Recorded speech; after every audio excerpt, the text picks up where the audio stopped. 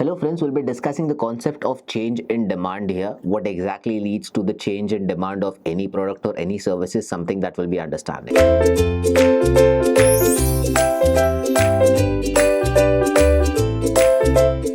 Now we have already understood the reasons for negative slope of demand. We have understood what are the determinants of demand. We have understood what basically demand means. Now we'll understand the concept of what are the main reasons that can cause for a change in demand of any product, any service, any goods, anything that is related to or rather can be considered with the demand and supply concept of this chapter. So we'll have certain points jotted down here for you. We have mentioned those points. Let's read it out for you for your better understanding. Now there are various factors besides price of a particular commodity that affects the demand for that commodity. There are various factors apart from price. It is not just the price that affects the demand of a product, but there are various different factors that can affect the demand for that specific commodity. Now what exactly are they is what we are going to learn right now. It should be noted that the location of a demand curve, that is the distance from origin, is determined by the factors other than its own price, while its slope is determined by its price. So if you have a specific demand curve here, if I have to show it on a presentation, I would show it as a demand curve which is right from the start. So let me just show it to you. For example, if this is your demand curve here, this will be the origin. From this origin, if you go straight here, that will be the demand curve.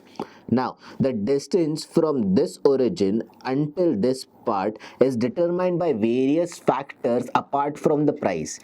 Apart from price, various factors are determined. However, the slope of this demand curve, that is this specific part, slope will be determined by different things, or that will be known as price. Now price determines the slope, but the distance from the origin till the end point where it has reached, that will be dependent, or rather that will go ahead and be measured on the basis of the price which has been derived here.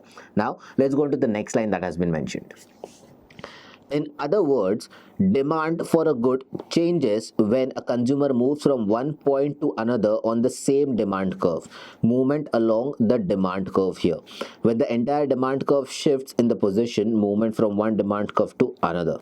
Now, for example, if we have to show it on a demand curve basically for you. So, the demand curve that we have, if at all the demand for the product, if the price goes less, the demand will increase more. Just to show an example on that, let me demonstrate it here. Now if this is the price on this specific demand curve, it will reach here.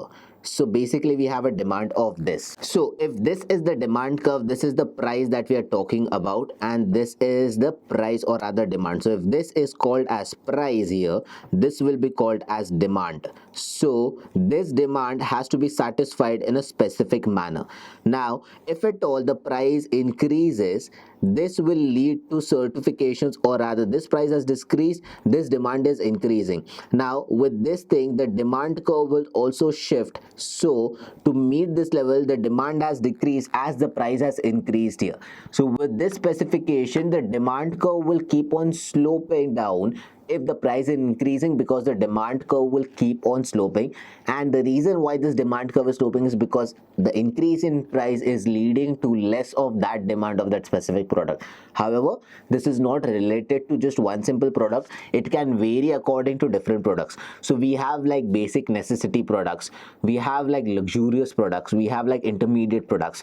So if it is for luxurious product, that is fine, but if it is a basic necessity, then we don't expect this demand curve to be in picture.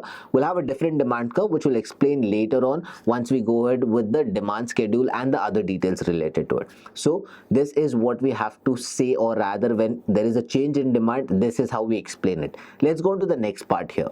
Movement along the demand curve. A demand curve is drawn on the assumption that all factors determining the demand behavior of a consumer other than price of the good itself remain same. Now there is a basic assumption that we take.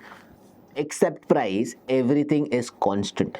This is the line that you will figure out in each of the economics book that you go ahead and which has the concept of demand and supply. While everything is constant, price can influence the demand of a product. This is the line that they will be saying here. So what exactly that means? When the price of a good changes, the consumer moves along the demand curve and changes the quantity demanded of the good. As discussed, if the price is increasing, the demand will go down.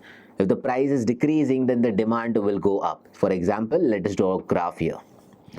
So if this is the graph for you, if this is known as the price part, if the price is increasing, then the demand for that specific good will go down. That means it will be here. If the price is decreasing, then the demand will go here. So if you can see, this part is known as whereby the demand is decreasing because increase in price.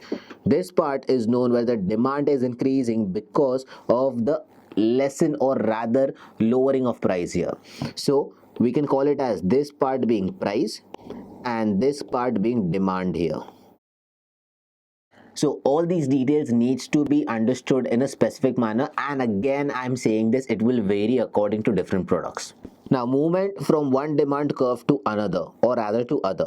If the demand for good changes without the change in the price, the consumer shift from one demand curve to another.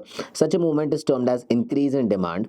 If the price doesn't change, still the demand curve moves, that is known as increase in real demand. Basically, it is the demand of that specific product which is making sure that the increased consumption increases the demand curve of it, or rather causes a shift in the demand curve. Now, with all these things, such a movement is termed as increase in the demand if the demand curve shift to the right, and it is termed as reduction if the demand curve moves towards the left.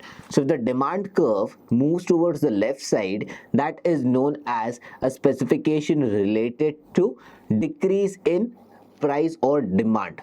If it moves to the right side, then it is known as demand increasing. For example, if I have to show it in a specific manner, let us just draw a graph that will make it very clear for you.